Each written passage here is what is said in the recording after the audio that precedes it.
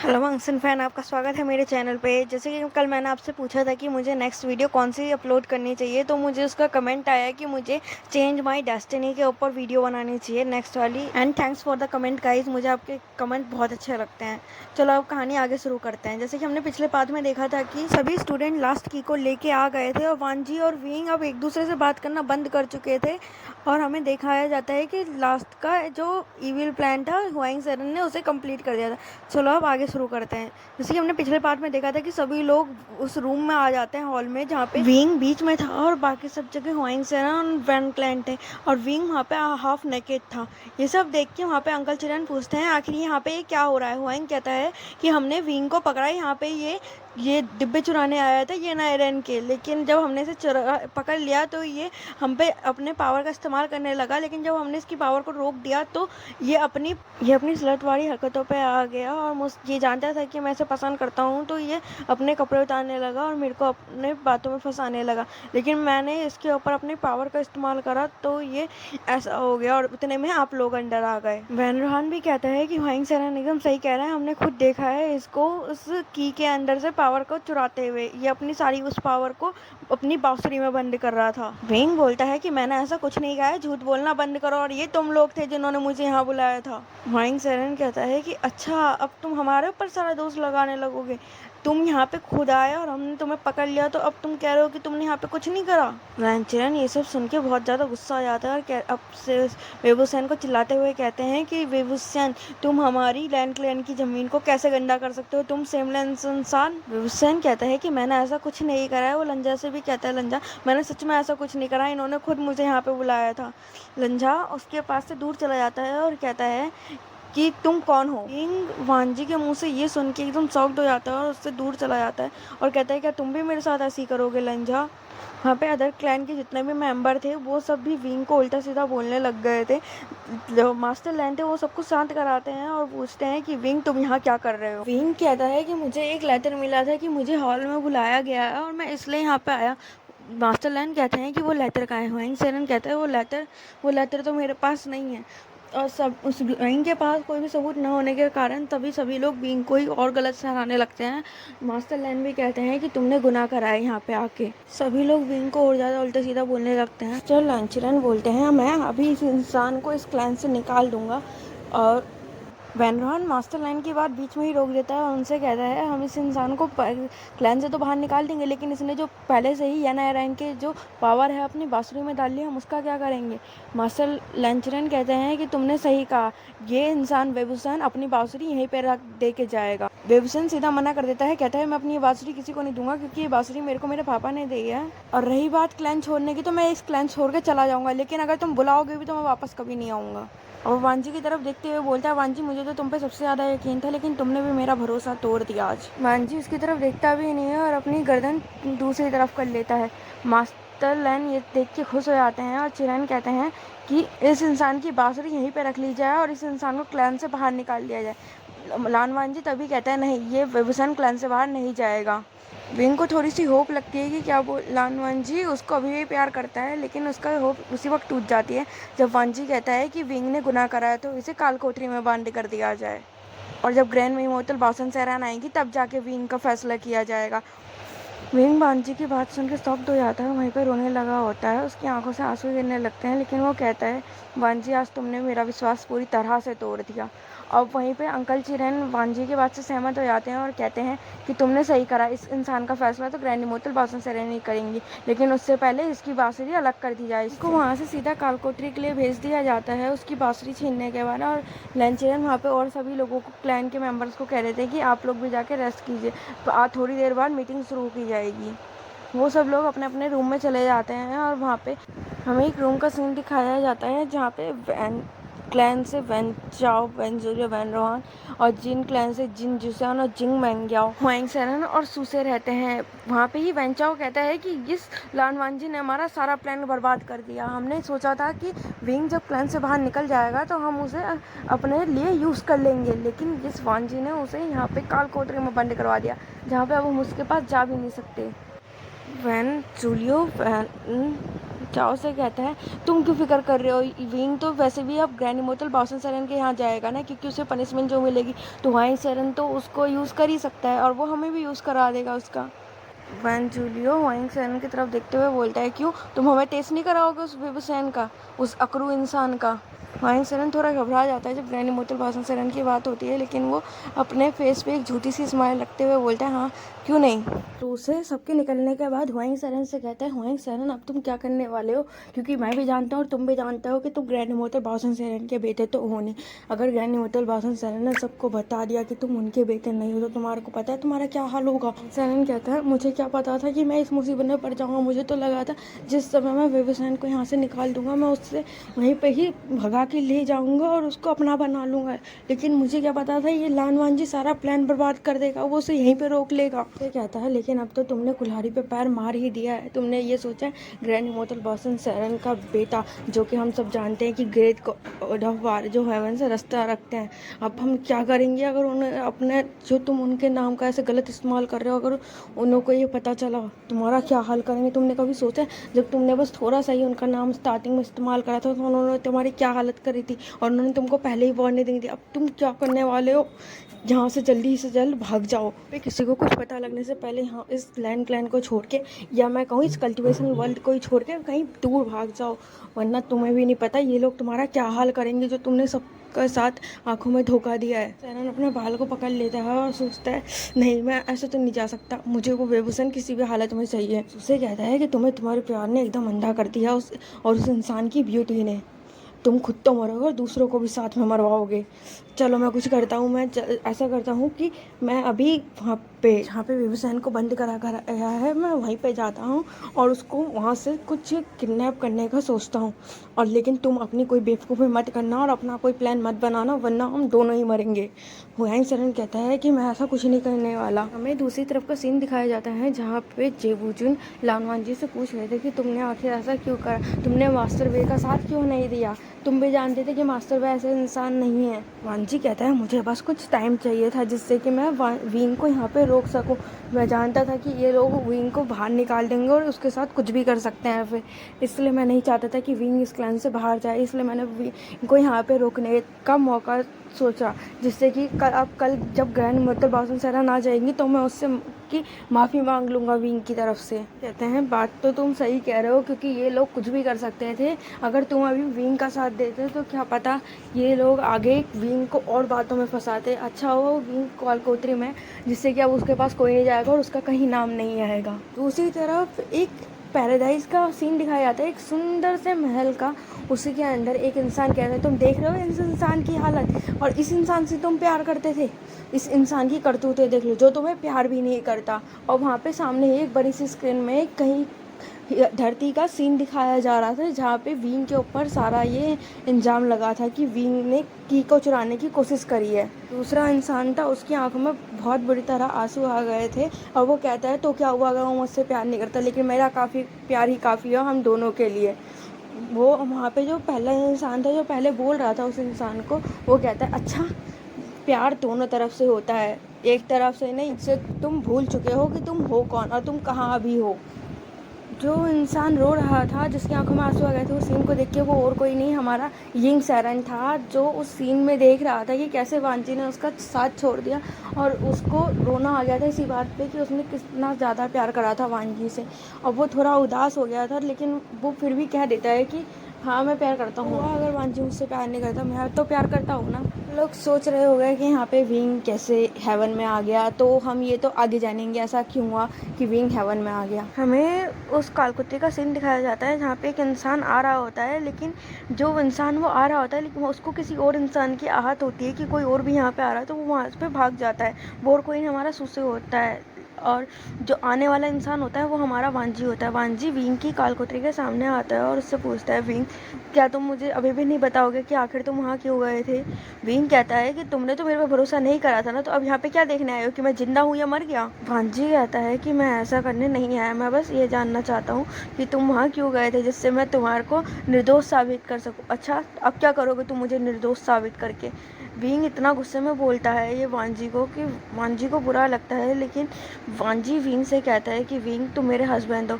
Wing कहता है कि हस्बैंड हूँ तब भी तुमने मेरे एक बार भी नहीं सोचा कि मेरा भरोसा किन लो तुम। वांजी कहता है क्योंकि मैं जानता हूँ तुम मेरे हस्बैंड नहीं हो। ये सुनते ही एकदम विंग शॉक्ड हो जाता है और कहता है तुम कहना क्या चाहते हो कि मैं तुम्हारा हस्बैंड नहीं हूँ। वांजी कहता है कि तुम मेरे हस्बैंड नहीं हो, तुम्हारी सोल मेरी विंग की तरह नहीं है। सच्ची बताओ मेरा विंग कहाँ है? मैं पहले ही जान गया था कि तुम मेरे विंग नहीं हो। यहाँ पे बस इसलिए रोक रखा है क्योंकि मैं जानना चाहता हूँ कि मेरा विंग कहाँ है, क्योंकि बस तुम ही जानते हो वो कहाँ हो सकता है, क्योंकि तभी तुमने उसका रूप ले रखा है। जल्दी बताओ मेरा हस्बैंड कहाँ। और ये बोलते ही वांजी विंग की गले पे अपनी तलवार रख लेता है और बोलता है जल्दी बोलो। विंग हंसने लगता है और कहता है तो क्या हुआ, तुम्हें पता चल गया, लेकिन तुम भी उसे कभी नहीं पा पाओगे। और हमें एक दूसरी जगह का सीन दिखाया जाता है, वो वहीं हेवन का सीन होता है जहाँ पे किंग कहते हैं अच्छी बात है यंग सैरन यहाँ पे नहीं है, उसने ये वाला सीन नहीं देखा, वरना उसे मनाना और मुश्किल हो जाता, उसको यकीन दिलाना और हार्ड हो जाता है कि वो इमोर्टल उससे प्यार नहीं करता। आखिर इस इमोर्टल ने पहचान कैसे लिया कि वो यंग सैरन नहीं है। वहाँ पे जो वाचंग होता है वो कहता है ये प्यार की ताकत है, तुम क्या समझोगे। किंग सैनन की बात सुन के किंग का मुंह बन जाता है, लेकिन सियानले जो होता है वाचंग को शांत करा लेता है और बोलता है किंग आपको नहीं लगता हम कुछ गलती कर रहे हैं? अगर किंग सैनन को बाद में ये बात पता चली कहीं वो हम पे हमला ना कर दे। आप भी जानते हो हम सब अगर मिल भी जाएं तब भी उसको नहीं हरा सकते। किंग कहते हैं इसमें मैं क्या कर सकता हूँ, वो खुद ही उसको अब बात नहीं करना चाहता, अब ये उसकी गलती है। हमें दूसरी तरफ क्रिस्टल माउंटेन का सीन दिखाया जाता है। विंग वापस से क्रिस्टल माउंटेन चला गया था और वो अपने रूम में बैठ के काफ़ी ज़्यादा सैड था। ग्रैंड इमोर्टल बॉसन सैरन उसके पास जाती हैं और कहते हैं कि क्या हुआ। विंग उन्हें कुछ नहीं बताता और कहता है कुछ भी नहीं, बस ऐसे ही। इमोर्टल बॉसन सैरन समझ जाती है कि कुछ ना कुछ बात तो हुई है अर्थ पे, इसलिए वो विंग की तरफ देखती है और कहती है जो भी होगा ठीक हो जाएगा सब समय के साथ। और वो उसके रूम में से बाहर चली जाती हैं और अपने हस्बैंड से कहती है अर्थ पे कुछ ना कुछ तो ऐसा हुआ है जिसने हमारे प्यारे से बच्चे का मूड एकदम ख़राब कर दिया है, हमें अर्थ पे जाना चाहिए। ग्रैंड इमोर्टल बॉसन सैरन के जो हस्बैंड होते हैं यानलिन डैरन, वो इमोर्टल को हक कर लेते हैं और कहते हैं हम कल ही वापस से अर्थ पे जाएंगे और देखेंगे आखिर ऐसा क्या हुआ है जो हमारे बेटे को इतना ज़्यादा निराश कर दिया है। ग्रैंड इमोर्टल बॉसन सैरन कहती है कि मुझसे अपने बेटे की ऐसी हालत देखी नहीं जा रही। वो ये सब एकदम रोते हुए बोल रही थी और एकदम अपने हस्बैंड को हक कर लिया था।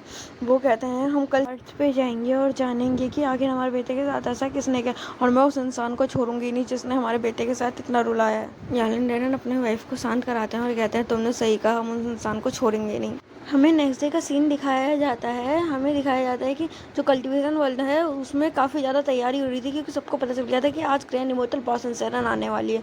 ग्रैंड इमोर्टल बॉसन सैरन के आने की खुशी में इतना बड़ा समारोह किया जाता है वहाँ पे कि जिसकी कोई उम्मीद नहीं थी। सभी क्लैन मेंबर गुसुलैन सक के गेट के सामने खड़े थे ग्रैंड इमोर्टल बॉसन सैरन का स्वागत करने के लिए, और सारे क्लैन मेंबर भी। ग्रैंड इमोर्टल बॉसन सैरन और उसके हस्बैंड वहाँ आते हैं।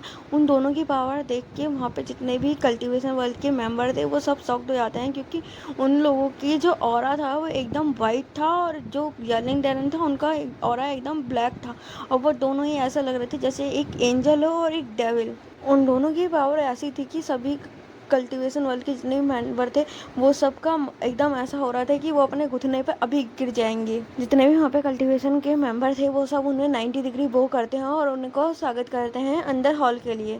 ग्रैंड इमोर्टल बॉसन सैरन और यालिन डैरन को दोनों को ही एकदम हेड सीट दी जाती है बैठने के लिए। और वहाँ पे लैंड क्लैन की एंसेस्टर भी थी लैनी, वो भी ग्रैंड इमोर्टल बॉसन सैरन के साथ ही आई हुई थी।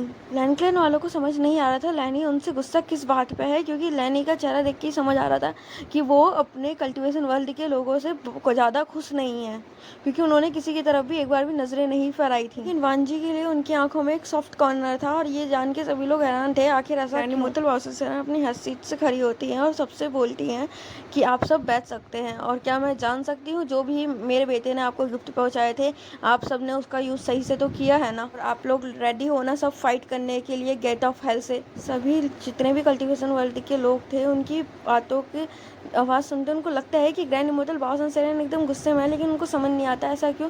लेकिन सभी लोग ये समझ गए थे कि वो एकदम जो वॉइस यूज़ कर रही है वो एकदम सबमिशन की है, कि कोई भी उनके सामने अपने हाथ पैर खड़े कर दे। इमोर्टल बॉसन सैरन को सभी लोग दोबारा से 90 डिग्री वो करते हैं और बोलते हैं हम सब फाइट के लिए एकदम रेडी हैं। ग्रैंड इमोर्टल बॉसन सैरन कहती हैं गुड, अच्छा है तुम लोग फाइट के लिए रेडी हो।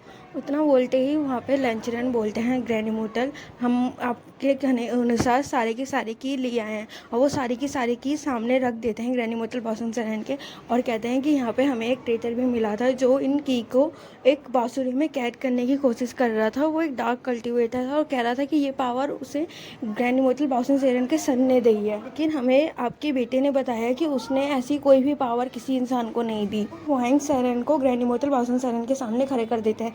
वाइंग सेरेन अपने मन में सोच रहा था काश कि मैं उस वक्त भाग गया होता, लेकिन वाइंग सेरेन नहीं भाग पाया था। ग्रैनी मोटल बॉसन सेरेन वाइंग सेरेन को देखते हुए बोलते, तुम कौन हो और ये लोग ऐसा क्यों कह रहे हैं कि तुम मेरे बेटे हो? किस एंगल से? वो लेंचरेन को चिल्लाते हुए बोलती है, तुम के किस एंगल से लगता है ये मेरा बेटा है? तुम्हें क्या कहीं से लग रहा है ये मेरा बेटा है? ग्रैनी मोटल बॉसन सेरेन का ये एक डार्क कल्टिवेटर है, चारों तरफ इविल स्पिरिट है। क्या तुम्हें सच में लगता है कि मेरा बेटा एक इविल स्पिरिट के साथ ही पैदा हुआ होगा? वहाँ पे ये जान के सभी लोग शॉक्ड हो जाते हैं कि ये जो इंसान है वो कोई ग्रैनी मोटल बॉसन सेरेन का बेटा नहीं है, वो आज तक ये सब झूठ बोल रहा था।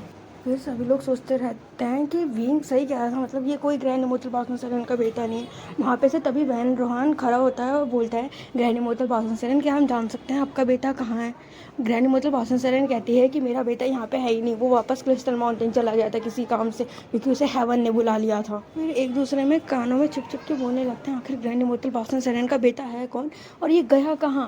और हमने कभी पता क्यों नहीं चला कि ग्रैनी मोटल बॉसन सेरेन का कोई और बेटा जो यहाँ पे रह रहा है? मतलब वो जानता था कि वाइंग सेरेन नकली बेटा है। ग्रैनी को गुस्सा आ जाता है और कहते हैं कि वो ग्रैनी मोटल बॉसन सेरेन कहती हैं कि मुझे माफ़ कर देना, मेरे क्लैन के लोगों को इतनी भी अकल नहीं है, उन्होंने किसी एक ट्रेटर को अपना जो आपका बेटा बना दिया है, मुझे माफ़ कर देना, मैं इनको खुद पनिशमेंट दूंगी। ना बोलते हैं उनको पनिशमेंट कुछ बोलने ही वाली होती हैं। ग्रैनी मोटल बॉसन सेरेन कहती हैं इसकी कोई ज़रूरत नहीं है। तो बॉसन सेरेन कहती है अभी किसी को कोई पनिशमेंट देने की ज़रूरत नहीं है, अभी पहले ये जानते हैं कौन ट्रेटर था जो की को चुराने की कोशिश कर रहा था।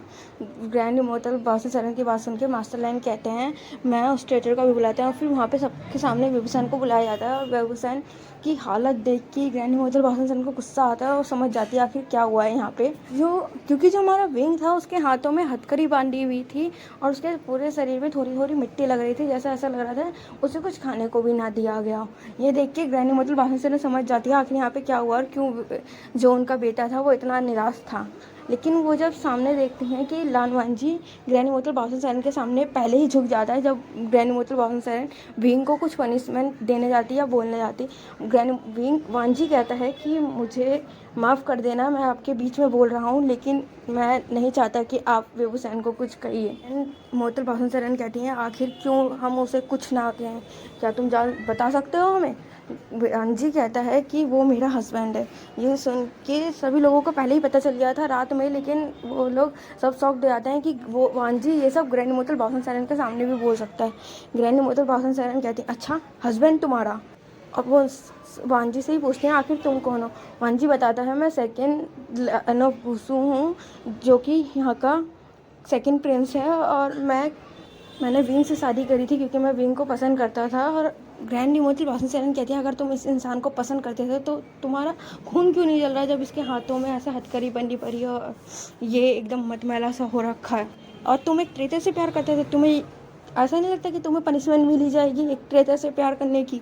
वांजी कहता है मैं सारी पनिशमेंट के लिए तैयार हूँ, मुझे कोई फ़र्क नहीं पड़ता मुझे क्या पनिशमेंट दोगे, और मैंने विंग को यहाँ पे इसलिए ही रोके रखा था जिससे कि आप हमें पनिशमेंट दे सकें, क्योंकि मैं नहीं चाहता था कि विंग किसी गलत हाथों में जाए। वांजी कहता है कि उसका विंग बहुत प्योर था और वो बहुत काइंड था, वो सबकी मदद करना जानता था। मोटल बॉसन सेरेन विंग की तरफ देखती है और विंग मुस्कुरा रहा था और अपनी गर्दन हाँ में हिला रहा था। ग्रैनी मोटल बॉसन सेरेन समझ जाती है उसका इशारा और वो वांजी से कहती हैं अगर तुम इससे इतना ही प्यार करते हो तो तुमने ये बात सबको क्यों नहीं बताई और इसे सबके सामने शादी क्यों नहीं की? वांजी बताता है वो लड़ाई होने के बाद ख़त्म होने के बाद सबके वो बताना चाहता था कि वो उससे शादी करना चाहता है, लेकिन उससे पहले ही ये हो गया। मोटल बॉसन सेरेन कहते हैं क्यों ना तुम्हारी शादी मैं आज ही करा दूँ। वांजी कहता है कि मैं इस इंसान से शादी नहीं कर सकता। ये सुन के वहाँ पे सभी लोग शॉक्ड हो जाते हैं और सोचते हैं अभी तो मास्टर लैन ने कहा कि वो इस इंसान से प्यार करते हैं और उसका हस्बैंड है, और अब वो सबके सामने शादी करने से मना कर रहे हैं।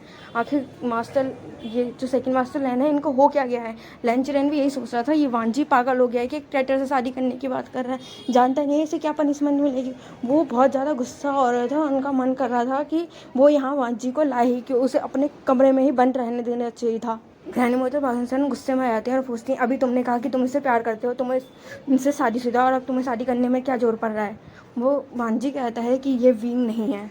ये सुनते ही वहाँ पे सबको दूसरा झटका लगता है कि मास्टर लैन लग रहा है सच में ही पागल हो चुके हैं, जो कह रहे हैं कि विंग नहीं है, आखिर हमारे सबके सामने ही तो है विंग।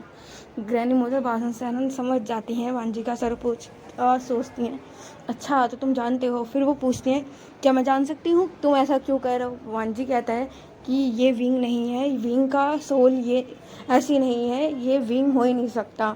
वांजी बताता है क्योंकि मैं विंग की सोल से प्यार करता हूँ, ना कि विंग की बॉडी से, और ये विंग की सोल नहीं है। ग्रैनी मोटर बासन कहती हैं, अगर तुम जानते हो ये विंग की सोल नहीं है तो तुम इसे क्यों बचा रहे हो। तो वांजी कहता है कि वो नहीं जानता कि उसका विंग कहाँ पे है, और यही इंसान है जो बता सकता है कि विंग कहाँ है, क्योंकि यही उसका भेष बना रखा है। वो बस इसीलिए इस इंसान को प्रोटेक्ट करना चाहता है जिससे वो जान सके कि उसका विंग कहाँ है। ग्रैनी मोटर बासन खुश हो जाती हैं और उस विंग की बॉडी को एकदम नष्ट कर देती हैं। वांजी चिल्लाता है, विंग। हम देखते हैं कि विंग की बॉडी एकदम आग में तब्दील हो जाती है और वहाँ से गायब हो जाती है। ये देख के सभी लोग शॉक्ड हो जाते हैं कि ग्रैनी मोटर बासन का गुस्सा कितनी तेज है। ग्रैनी मोटर बासन वांजी की तरफ देखती हैं और कहती हैं कि मुझे तुम पसंद है, मैं तो अपने बेटे की शादी तुमसे कराना चाहती हूँ। ये सुन के तो उनको इतना बड़ा झटका लगा था। लैंचरन तो सीधा अपनी चेयर पे बैठ गए थे और बाकी के लोग जो खड़े हुए थे वो गिर गए थे कि ग्रैनी मोटर बासन क्या कह रही है, जिसने अभी बताया कि वो किसी और को पसंद करता है और ग्रैनी मोटर बासन उसी की शादी कराना चाहती हैं। वांजी वहाँ पे ग्रैनी मोटर बासन के सामने ही खड़ा फेस टू फेस खड़ा हो जाता है और कहता है कि मैं किसी और से शादी नहीं करना चाहता, मैं सिर्फ एक इंसान को पसंद करता हूँ, वो है विंग।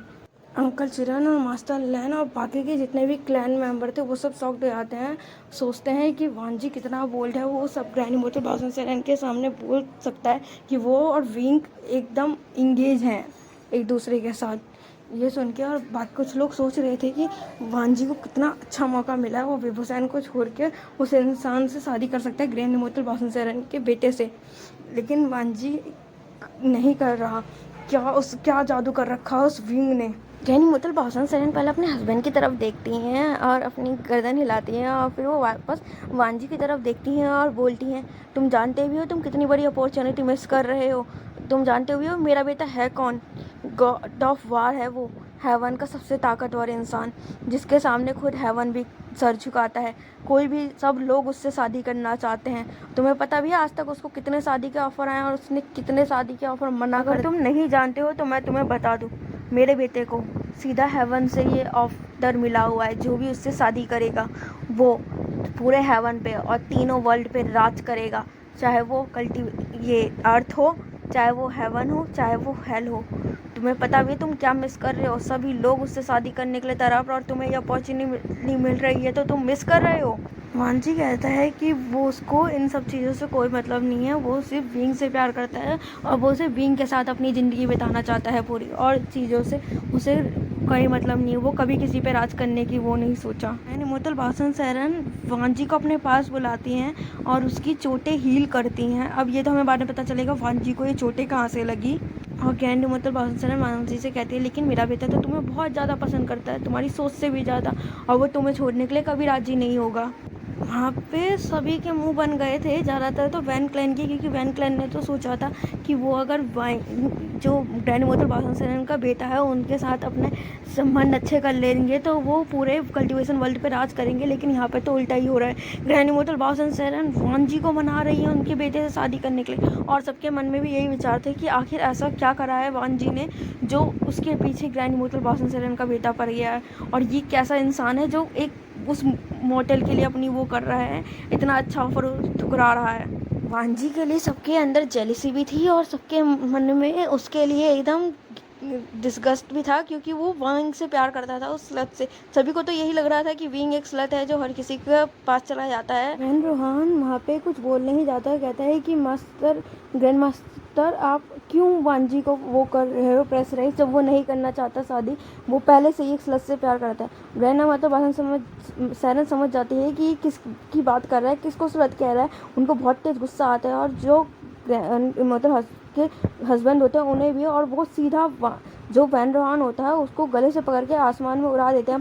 अपनी पावर की मदद से और वैन रॉन वहाँ पे माफ़ी मांगने लगता है और बोलता है मुझे माफ़ कर दीजिए, मुझे माफ़ कर दीजिए। और वैन रॉन के बच्चे भी कहने लगते हैं हमारे फादर को माफ़ कर दीजिए, वो आइंदा ऐसा कुछ नहीं बोलेंगे। लेकिन डैरन बोलते हैं अगर आइंदा तुमने एक शब्द और बोला मेरे फ्यूचर सन इन लॉ के बारे में तो मैं तुम्हें छोड़ूंगा नहीं। यालिन डैरेन की बात आवाज़ सुन के सभी लोग वहाँ पे शॉक्ड हो जा गए थे, क्योंकि यालिन डैरेन की आवाज़ बहुत ज़्यादा दार थी, उनकी एकदम बॉडी में शिवर लाने के लिए काफ़ी थी। यालिन डैरेन ने अभी तक कुछ नहीं बोला था, तो किसी को कुछ पता नहीं चल रहा था कि यालिन डैरेन किस टाइप के इंसान है। सबको बस ये पता चल रहा था कि उनकी पर्सनैलिटी बहुत ज़्यादा डार्क है। लेकिन जब उन्होंने उनकी आवाज़ सुनी तो वो समझ गए कि ये इंसान कितना ज़्यादा गुस्से वाला हो सकता है। और वो वांजी की तरफ देखते हैं यालिन डैरेन और बोलते हैं कि मेरा बेटा तुम्हें पसंद करता है और तुम्हें उसी से शादी करनी होगी। या वांजी कहता है कि मैं आपके बेटे से शादी नहीं कर सकता, क्योंकि मैंने पहले ही अपनी बॉडी और सोल विंग को दे दिया है और अब मैं उसको कुछ नहीं दे पाऊंगा। यालिन डैरेन को गुस्सा आता है, लेकिन ग्रैंड मोटल ब्लॉसम उसका हाथ पकड़ लेती है और मुस्कुराने लगती है। यालिन डैरेन भी अपनी वाइफ को मुस्कुराता हुआ चेहरा देखते हैं और समझ जाते हैं कि यहाँ पे किसकी बात हो रही है। तो ग्रैंड मोटल ब्लॉसम कहती हैं कि तुम्हारी शादी कल ही होगी, एक बार अपने दूल्हे का शक्ल तो देख लो, अगर तुम्हें तब भी मना हो तो कोई बात नहीं। उतने में ही ग्रैंड मोटल ब्लॉसम एक पर्चा आसमान में फेंकती हैं और कहती हैं कि तुम्हें नहीं लगता अब तुम्हें बाहर आ जाना चाहिए। उतने में ही वहाँ पे एक गोल्डन लाइन चमकने लगती है और वहाँ से एक इंसान बाहर निकलता है उस गोल्डन लाइट में से, और उसके एकदम सिल्वर हेयर थे और पर्पल आइज थी और उसके एकदम वाइट और गोल्डन रंग की उस पर कारीगरी हो रखी थी। उसके पूरे जो एसेसरीज थी वो गोल्ड की थी और जेड की। सिंपल सामने जो पिक दिख रही है उसे इमेजिन कर लो, उसी में सिल्वर हेयर और पर्पल आइज को इमेजिन कर लेना आप लोग, तो आपको पता चल जाएगा विंग उस वक्त कैसा दिख रहा था। और उस इंसान को देखते ही वहाँ पे सभी लोग एकदम शॉक्ड हो जाते हैं और सभी लोग उसकी ब्यूटी से मैस्मराइज भी हो जाते हैं। और कुछ लोग रिग्रेट करने होते हैं कि आखिर हमने क्यों उससे दोस्ती तोड़ दी। और कुछ लोग सोच रहे थे काश कि टाइम दोबारा पीछे जा सकता है तो हम लोग इससे दोस्ती कर लेते और इसे अपना बनाने की कोशिश करते। और आधे से ज़्यादा लाइक तो हुआंग सेरेन को देख रही थी, क्योंकि हुआंग सेरेन की बातों में आके ही उन लोगों ने विंग से दोस्ती तोड़ दी, क्योंकि सभी के क्लैन मेंबर ने विंग से दोस्ती करने को मना कर दिया था हुआंग सेरेन के कारण ही, क्योंकि सबको लग रहा था कि हुआंग सेरेन को वो लोग ऑफेंड कर देंगे अगर उसने विंग के साथ रहे तो। और अब सबको जब पता चल रहा है कि ये इंसान कौन है तो सभी के एकदम रोंगटे खड़े हो गए। नेक्स्ट पार्ट नेक्स्ट वीडियो में गाइस, नेक्स्ट वीडियो में हम देखने वाले हैं जो गेट ऑफ हेल है उससे लड़ाई और वांजी का रिएक्शन क्या होगा विंग की सच्चाई जानने के बाद। और गाइस अगर आपको ये वीडियो अच्छी लग रही है तो प्लीज़ लाइक करो, सब्सक्राइब करो और कमेंट करो।